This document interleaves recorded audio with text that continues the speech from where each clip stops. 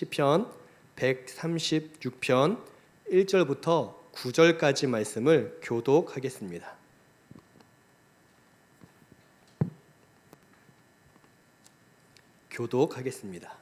여호와께 감사하라. 그는 선하시며 그 인자하심이 영원함이로다. 신들 중에 뛰어난 하나님께 감사하라. 그 인자하심이 영원함이로다. 주들 중에 뛰어난 주께 감사하라. 그 인자하심이 영원함이로다. 홀로 큰 기이한 일들을 행하시는 이에게 감사하라. 그 인자하심이 영원함이로다. 지혜로 하늘을 지으신 이에게 감사하라. 그 인자하심이 영원함이로다. 땅을 물 위에 펴신 이에게 감사하라. 그 인자하심이 영원함이로다. 큰 빛들을 지으신 이에게 감사하라. 그 인자하심이 영원함이로다. 해로 낮을 주관하게 하신 이에게 감사하라. 그 인자하심이 영원함이로다. 함께 읽겠습니다. 달과 별들로 밤을 주관하게 하신 이에게 감사하라. 그 인자하심이 영원함이로다.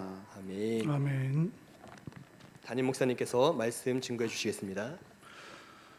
오늘 시편 136편을 읽었는데 그 시편 136편은 1절부터 26절까지 하나님께 감사하라 이 부분이 계속 반복되고 있고 또 그 인자하심이 영원하다라는 이 두 가지 표현이 한 구절 안에 계속 26번씩이나 이제 반복되고 있습니다. 근데 그 감사의 내용이 크게 두 가지입니다. 4절부터 오늘 읽은 9절까지가 하나님의 창조에 대해서 우리가 감사하고 또 10절부터 25절까지는 하나님의 구원하심, 특별히 그 애굽에서 하나님께서 이스라엘 백성들을 어떻게 구원하셨고 또 광야에서 어떻게 인도하셨는가, 그 구원에 대한 그 감사, 창조와 구원에 대한 이야기가 오늘 시편 136편의 이야기입니다. 그런데 우리가 하나님께 그 감사해야 될 내용이 굉장히 많습니다. 그런데 오늘 본문에서는 딱 두 가지, 왜 하나님의 창조와 구원 이 두 가지 사실에 대해서만 감사하라고 이야기를 할까? 그 이유는 뭐냐면 우리가 살아가는 동안 또 인류 역사가 진행되는 동안 이 하나님의 창조와 구원이 우리의 시작과 또 인류 역사의 끝입니다. 그래서 창조와 구원은 우리의 인생의 모든 것을 다 담고 있고 또 이 지구, 인류의 역사, 사람의 인생 이 모든 것을 다 품고 있는 것이 바로 창조와 구원이기 때문에 오늘 본문에서는 이 두 가지를 통하여 그 하나님의 영원하심 또 우리 인생, 우리 삶의 그 모든 것을 하나님께 마땅히 감사해야 된다라고 이야기를 하고 있습니다. 그런데 이 하나님의 창조와 구원은 어디에서부터 시작될까요? 바로 하나님의 성품인 바로 하나님의 인자하심, 그 인자하심이 영원하기 때문에 우리에게 창조를 베풀어 주시고 또 우리를 구원하셨다. 거기에 대해서 오늘 성경이 말하고 있는 것입니다. 결국 하나님의 인자하신 그 성품이 바로 창조와 구원 이 모든 것을 가능케 했기 때문에 그러면 그 구원과 창조를 보면서 우리 사람은 무엇을 할 수 있는가? 그 하나님의 인자하심 앞에서 우리가 무엇을 할 수 있는가? 우리가 할 수 있는 것은 감사밖에 없다. 굉장히 깊이 있는 그 신앙 고백을 오늘 시편 136편에 저자가 하고 있는 것입니다. 오늘 말씀을 통해서 하나님의 그 인자하신 성품을 여러분들이 경험하시고 또 하나님의 창조와 구원을 통해서 마땅히 돌려드려야 될 그 감사를 여러분들의 일생 동안 또 여러분들의 일상 속에서 감사가 넘치는 인생이 될 수 있기를 간절히 소망합니다. 자, 그러면 하나님께 우리가 무엇을 감사해야 되는가? 그 하나님의 또 어떤 그 방식을 우리가 감사해야 되는가? 오늘 1절부터 3절을 한번 볼까요? 자, 1절 여호와께 감사하라. 그렇게 얘기하면서 이제 2절부터 구체적인 내용이 나옵니다. 2절 신들 중에 뛰어난 하나님께 감사하라. 이 세상에는 수많은 신들이 있습니다. 우상 숭배가 있습니다. 귀신도 있고 또 귀신이 거짓으로 또 신의 형상으로 사람들에게 나타나기도 합니다. 또 우리가 죽은 사람을 또 신으로 추앙하기도 합니다.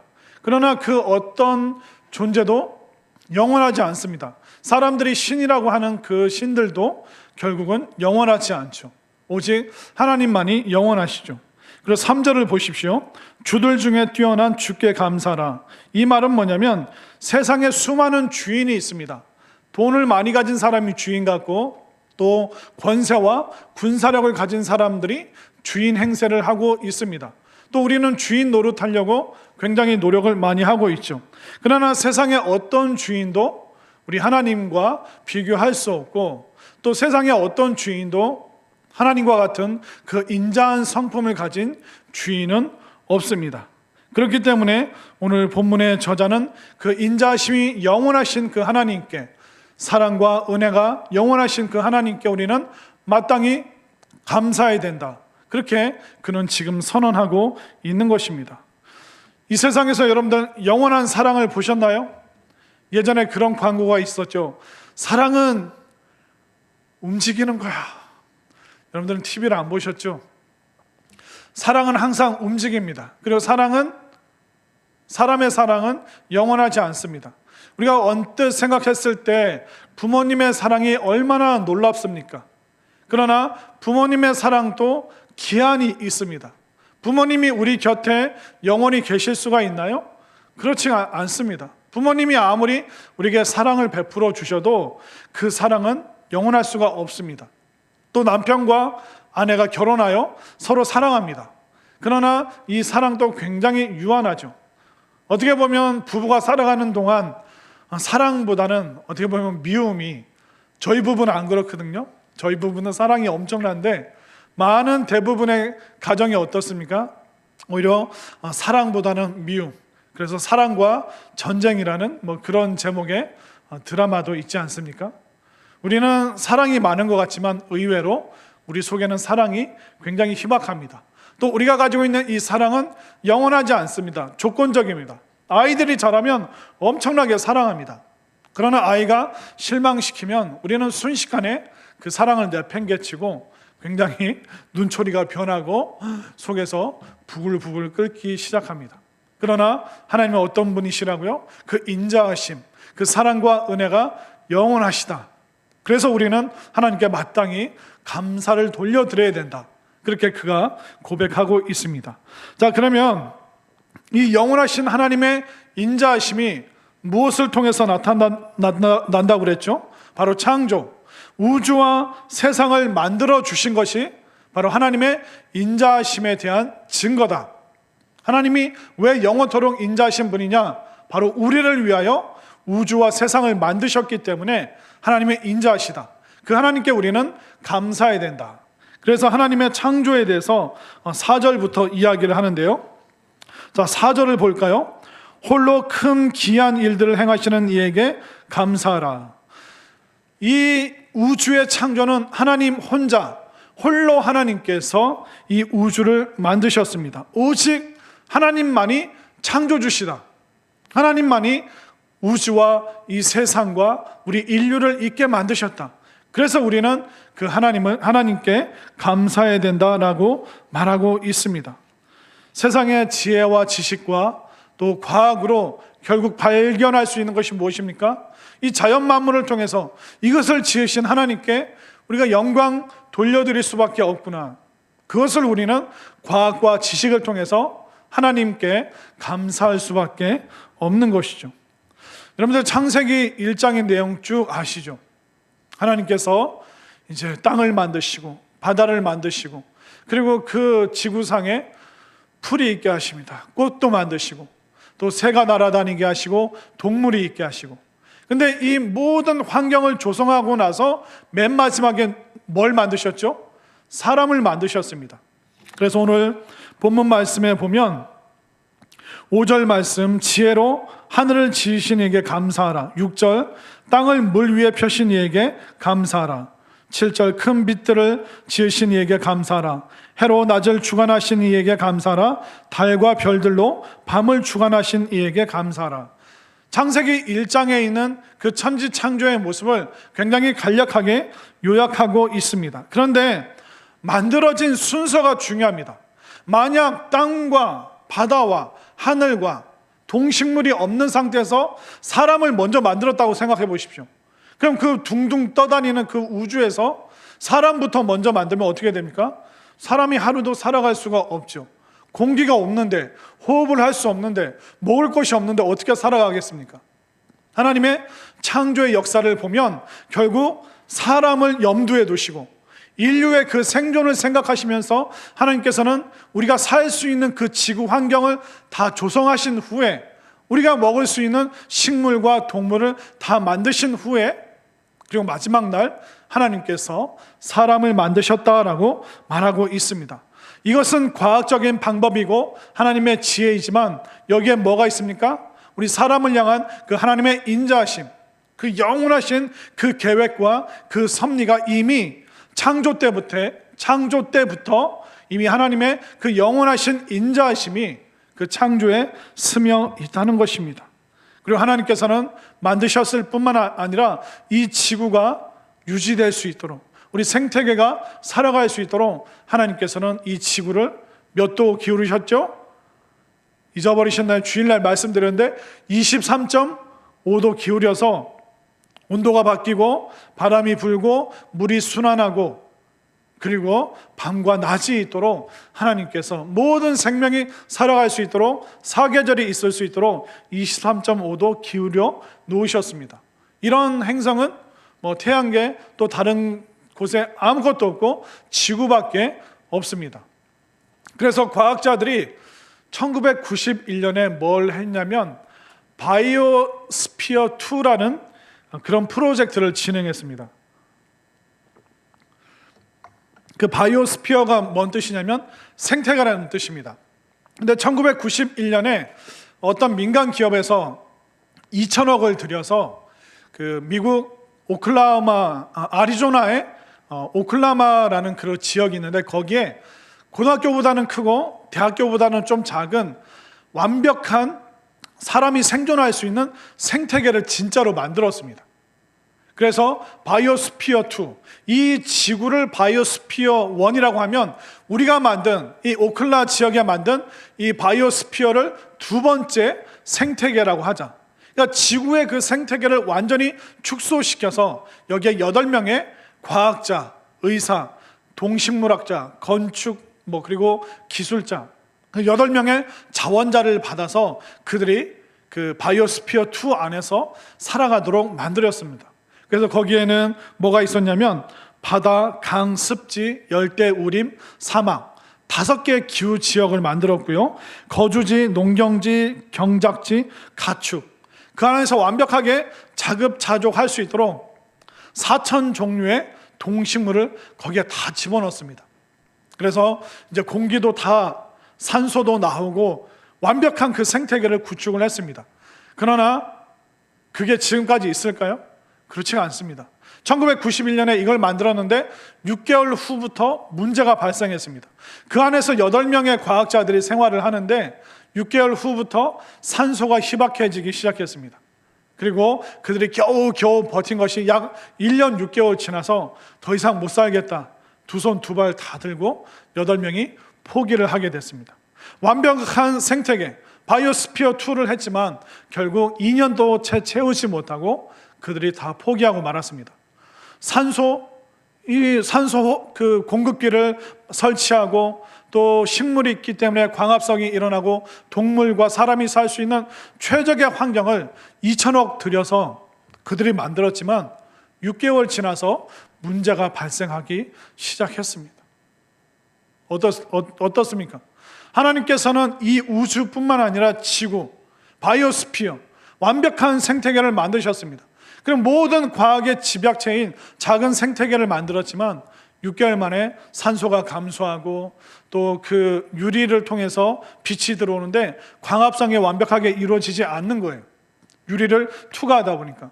또 그 바이오스피어 2 안에 있는 건축물, 조경물 중에 시멘트가 이산화탄소를 빨아들이니까 이 식물들이 충분히 광합성할 이산화탄소가 부족하게 되니까 얘네들이 광합성을 안 하게 되고 그러다 보니까 산소가 15% 줄어들다 보니까 고산지대에서 사는 그런 고통을 그들이 1년 6개월 동안 과학자들이 겪고 결국은 포기하게 됐습니다. 정신 이상이 오게 되고 우울증 걸리게 되고 결국 농작물도 결국 고구마밖에는 생산이 안 되는 그래서 사람들 몸이 점점 시커멓게 변하게 되고 한 가지 음식, 작물밖에 못 먹기 때문에 그들은 점점 피폐해질 수밖에 없었습니다. 그래서 심기일전에서 2000년도에 바이오스피어 3 프로젝트를 진행했는데 얼마 갔을까요? 6개월 만에 또 과학자들이 다 포기하고 자기들끼리 싸우고 먹는 것 때문에 안 좋은 일이 생기고 그 프로그램에 참여했던 모든 사람들이 원수가 돼서 다 흩어지고 말았습니다. 우리가 대단한 것 같죠? 우리의 과학이 모든 것을 만들 수 있을 것 같지만 그 하나님의 그 창조, 하나님께서 우리 인간을 만드시고 또 하나님께서 우리 사람을 위해서 이 좋은 환경을 만드신 거 우리의 지혜와 지식으로 감히 따라갈 수 없고 측량할 수 없고 저희들이 가늠할 수 없습니다.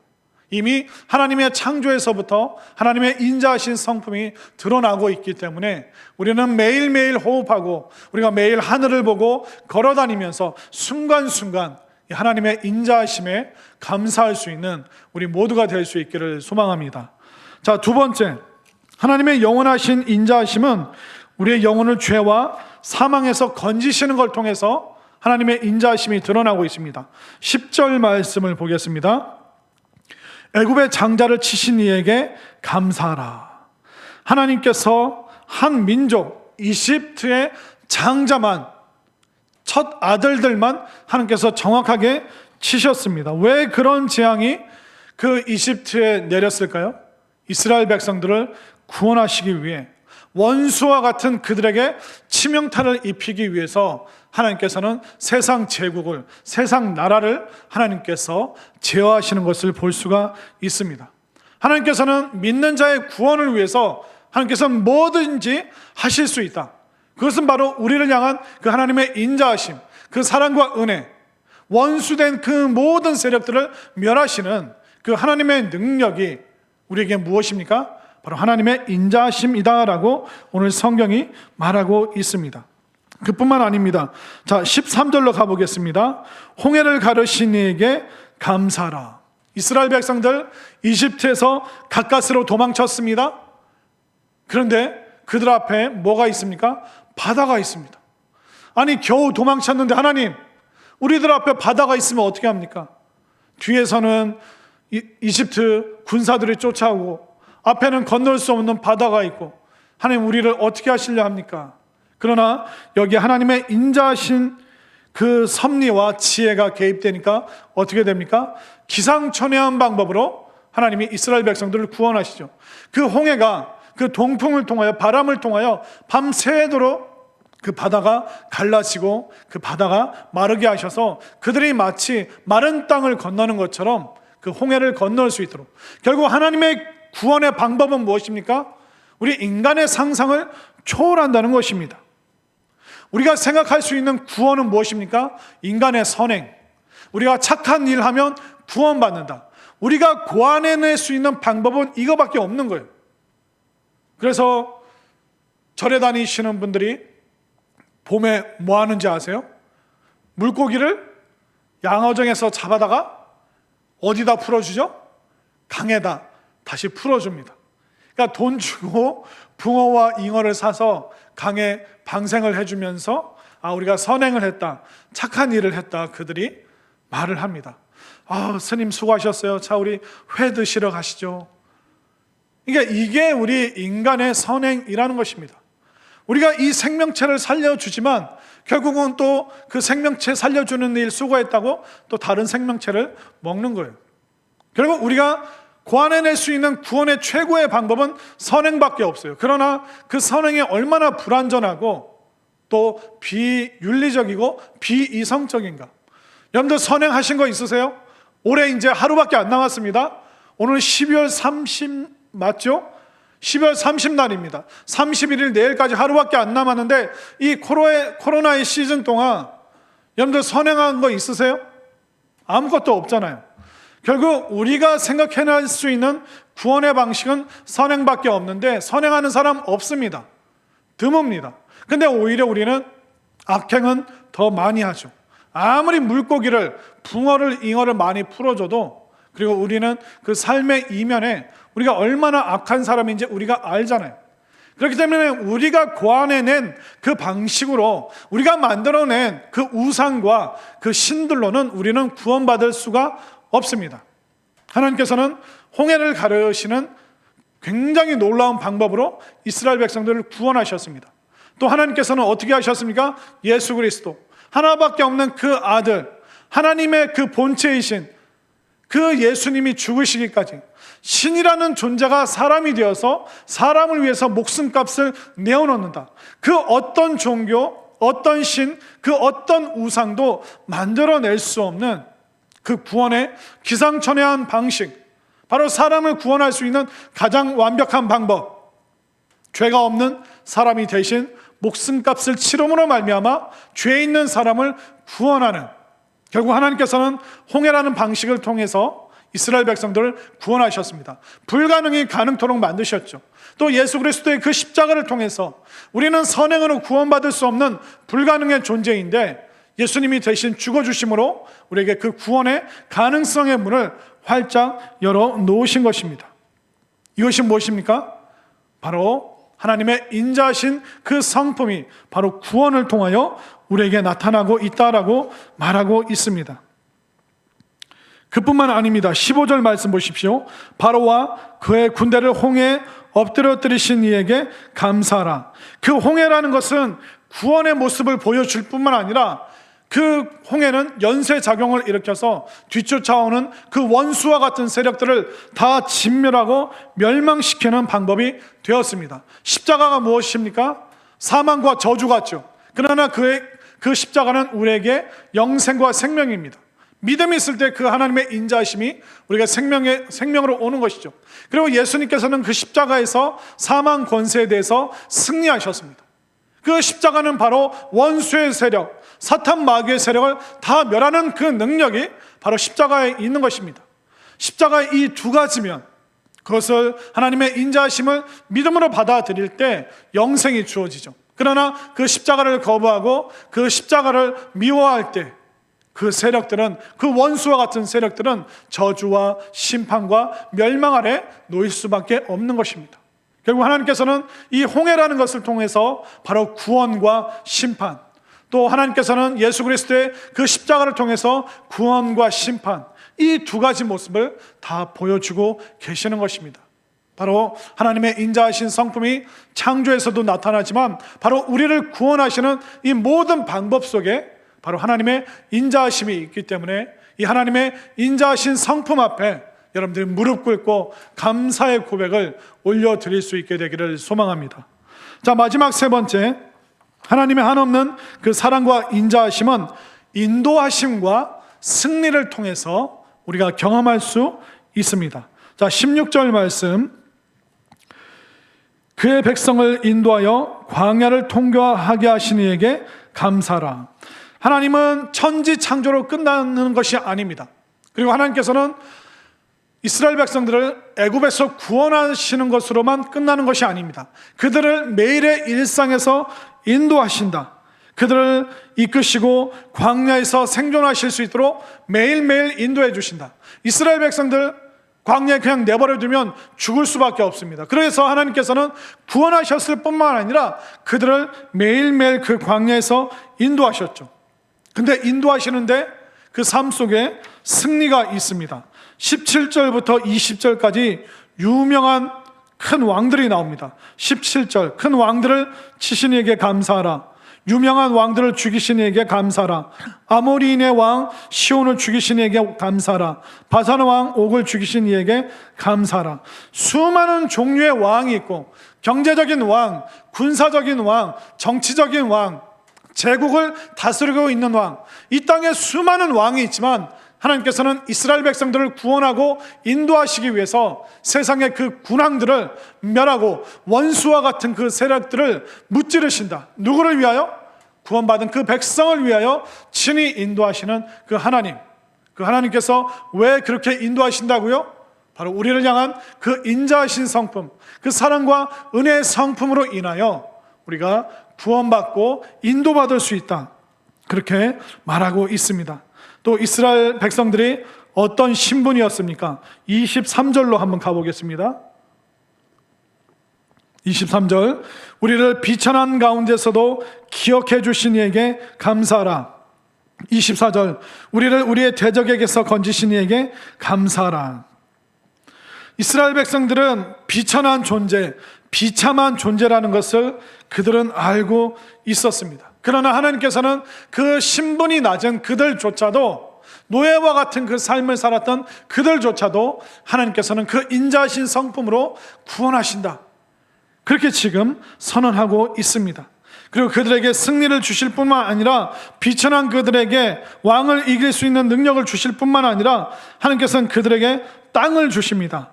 자, 21절 22절을 볼까요? 21절 그들의 땅을 기업으로 주신 이에게 감사하라. 22절 곧 그 종 이스라엘에게 기업으로 주신 이에게 감사하라. 종은, 노예는 재산을 소유할 수 없습니다.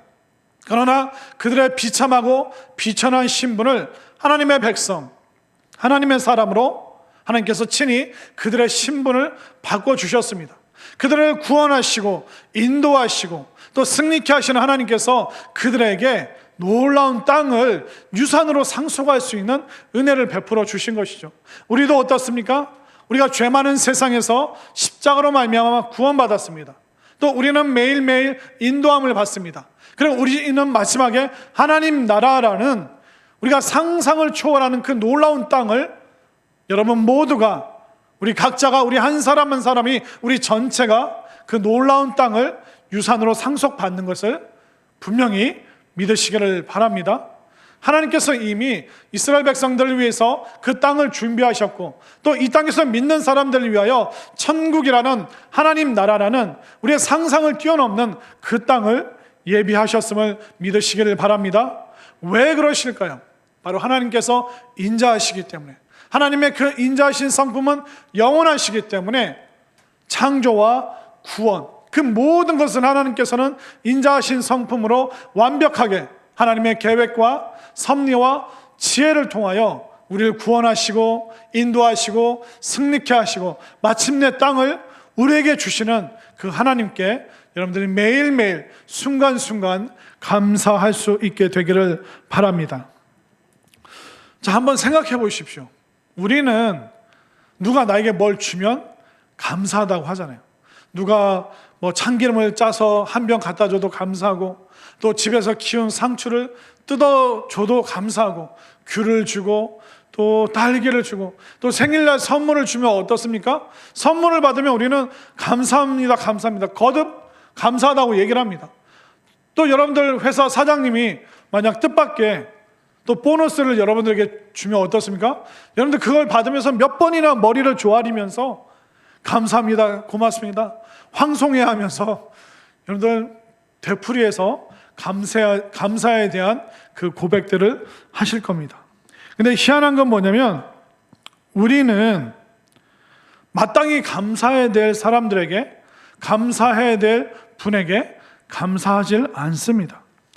우리가 태어날 때부터 우리를 위해서 수고해 주셨고 보호해 주셨고 또 우리를 위해서 모든 것을 공급해 주신 그 부모님께 얼마나 감사했습니까? 부모님, 의뢰 당연히 부모님들은 그래야 되는지 알고 우리는 감사합니다라는 고백을 사실 잘 안 했습니다. 또 남편 되신 분들 생각해 보십시오.